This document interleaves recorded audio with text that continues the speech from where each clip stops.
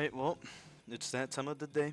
It's time to learn some Greatsword. I hope you can learn something from this, alright? So, let's give it a shot. Before you do anything, it is essential that we turn on this setting because it is the best for Greatsword. You can't play Greatsword without it, alright? Today I'll be showing you the basics all the way to the advanced rings and reads of Greatsword, okay? I'll be showing you situational moves and mental. Hopefully by the end of this, your Greatsword will be fully optimized. Let's begin with the 50-50 read.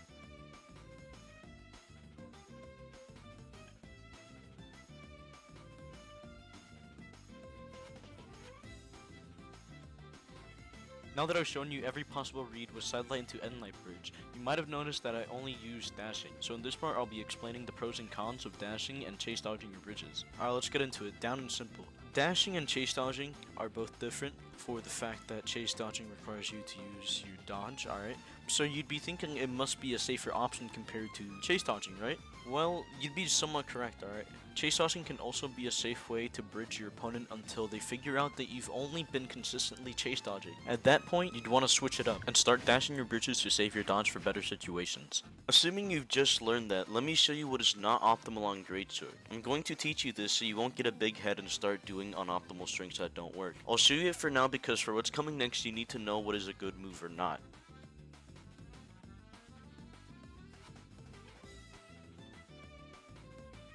That wasn't every bad option, but just a couple that you shouldn't do if you're going to read and string your opponent. Now let's move on to the more advanced combos here. I'll be showing you how to do the 5-piece string and how to read with it. Alright, let's begin. I'm here to show you how to input the 5-piece correctly, okay? So what you want to do, you want to do Sidelight Delight holding down and use your dash button. You do not want to hold to the side because you will do a chase dodge, okay? And some of you might be failing if you haven't like watched a little bit after this, okay? Because what you need to do is Sidelight Endlight, but you need to delay your inputs here. You can't do it like a chase dodge where you just do it instantly. So what you need to do is Sidelight Endlight, slightly delay, let your dodge go out first, and then do an attack. Not like Sidelight Endlight, chase dodge, instant neutral light, where you're basically pushing your dodge button and, you know, your neutral light at the very exact same time. So try to delay the 5-piece if you're going to dash it, okay? Now let's move on to how to read with the 5-piece.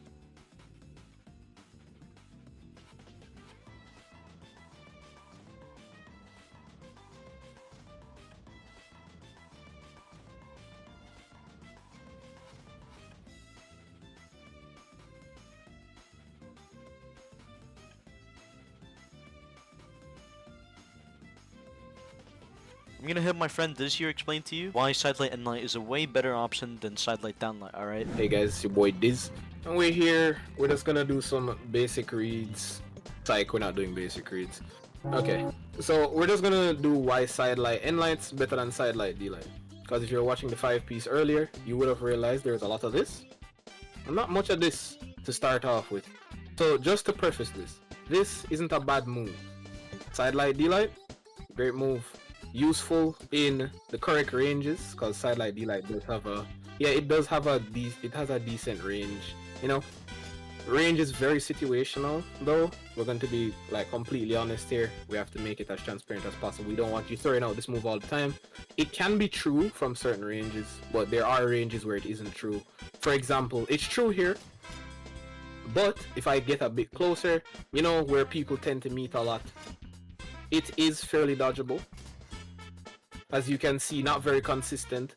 So there are times you will hit it, but it's not very consistent, and there will be more times of you missing it than you hitting it realistically. So if you're at a certain range, you know, you can go for it, but you also want to be careful of missing it. For example, if the opponent, like let's say the opponent's out here, they're at range all the time, they're not really like staying close to you and you want to throw out a move, it's best to throw out either Sidelight, or if you really want to cover your bases, Sidelight Endlight, because throwing out these moves, I have a better chance of not getting punished. So if the opponent tries to punish me off of it, you know, I can go in the air, I can, you know, hover around and I don't get hit. I can buy my options a bit better. If I do Sidelight Endlight, same game, I'm a little bit further, and if they mess up their timing, they could possibly get hit by the end line. You don't. Those are why you want to use that versus Sidelight Delight, for example. Big slow move. You can tell the opponent doesn't even need to do anything. Just a bad situation to be in at all times. You're just always getting punished for that. I am actually mashing dodge like right after. No joke. Like I can't get out. Just screwed. So those are the reasons you want to avoid using Sidelight Delight too much and in the wrong situations. You'll learn about better situational awareness later on. But you want to stick with Sidelight Endlight. Great for combos, great for combo continuation.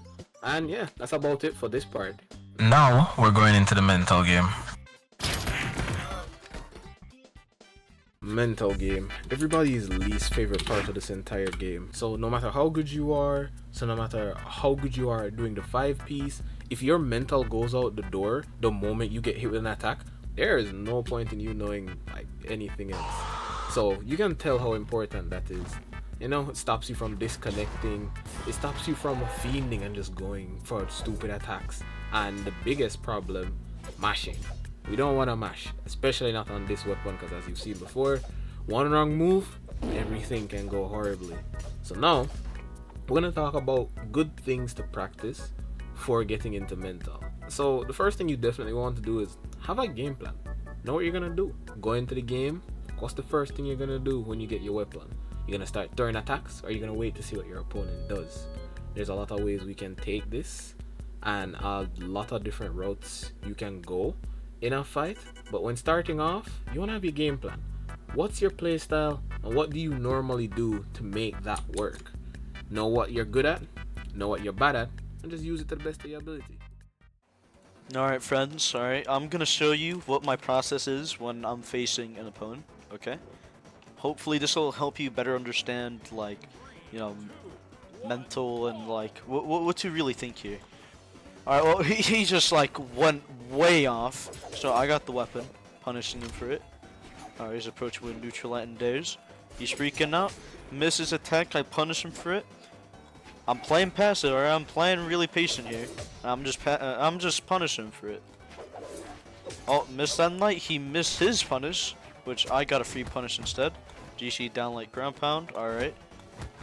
He's contesting, I did not expect that.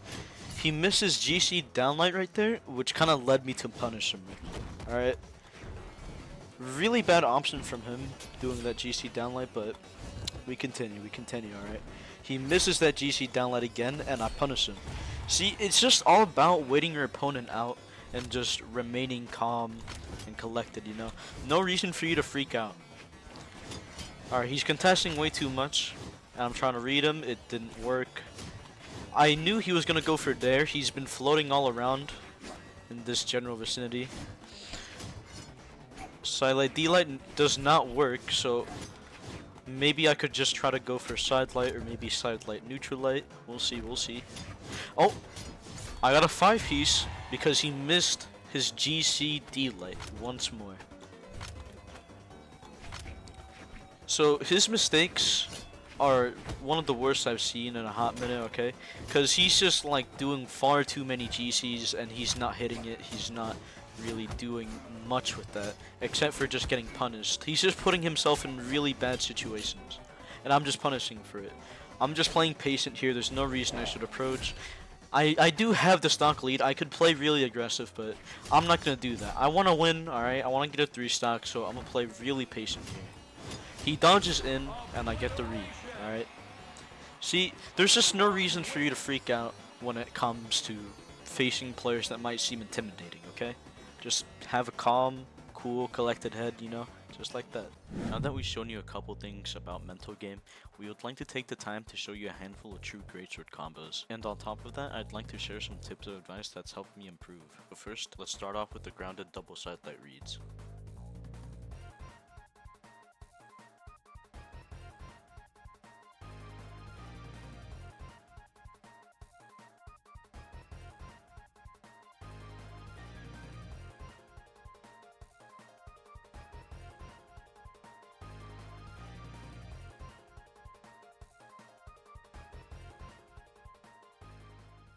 Alright, hey guys, I'm gonna show you some great sword true combos, and I need to put this forward. A lot of them are situational and need very specific conditions to hit, as you'll see in these clips coming up.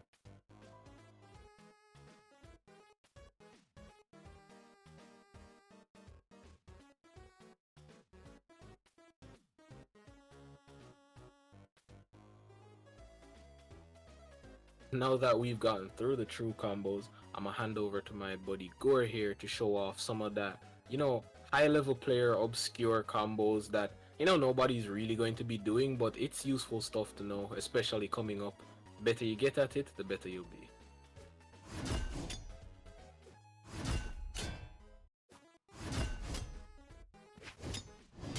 Although it's not a true combo, it can still catch your opponent way off guard if you do it. Because I'm pretty sure the last thing that they're expecting you to do on Greatsword is grounded ground pound into a Sair. So I'd say it's a pretty good moveset that you could utilize to your advantage. I know some of the parts did go by pretty quickly, so just feel free to go back and pause it. But since we're almost about to wrap it up about now, I'd like to give you some of my personal tips of improvement that genuinely has helped me improve throughout the years I've been playing Brawlhalla. So I'd like to pass it on to you and share it, and I truly do hope it does help you. First, let's start off with never contesting off stage when you don't really need to. Just remain on stage and try to contest, fight for stage control and try to maintain center stage. One of the mistakes I've always seen players do is they always contest off stage when they really don't need to. They have full stage control and they just drop it and go off stage and lose their advantage because they get too cocky and they lose. Now on to not getting pissed off whenever you lose to Brain Rot. So losing to Brain Rot is pretty normal, okay? One of the issues is when you lose to Brain Rot, it's purely your fault. Don't blame the player for spamming something that's been constantly working. Instead, try to figure out why you've been losing to this Brain Rot and go on from there, try to do something different. Maybe it's because you're approaching way too grounded all the time, maybe it's because you're playing too floaty. It really depends on, how they're catching you, so. But in order to improve, we need to lose so we can see our mistakes and our flaws, try to work upon it, so. I hope that makes you understand a little bit more about mental game. So let's move on to never being overconfident and never trying any less just because you may be at the disadvantage, okay? So I've seen a lot of players countless times just, going from having a lead and then losing that lead and being maybe one stock down. You never want to have that mentality, okay? Every match is always winnable as long as you have another stock. Never try any less just because you're at the disadvantage. This has won me so many matches just because I kept playing the same way consistently. Alright, next up, learn how to take a loss, okay? So if you don't learn how to take a loss, you'll never improve. You need to learn that you can't win them all, you feel me? Try not to be a toxic person in the community. I feel like I shouldn't be saying this because it's kind of common to be toxic in this type of video game, but I'm just saying try to treat people with decent, human respect, not being a douchebag, and I'm sure that'll work wonders, if you treat people kindly, it'll work wonders, Well, it'll work wonders for your mental in this case because you learn how to be, casual, be like a normal person, accept losses, it is what it is. But if you genuinely want someone, I guess, dead over losing a match, then just hop off. Just hop off. But with all of that being said and shown, I'd like to give a special thanks to all these goats that made this guide possible.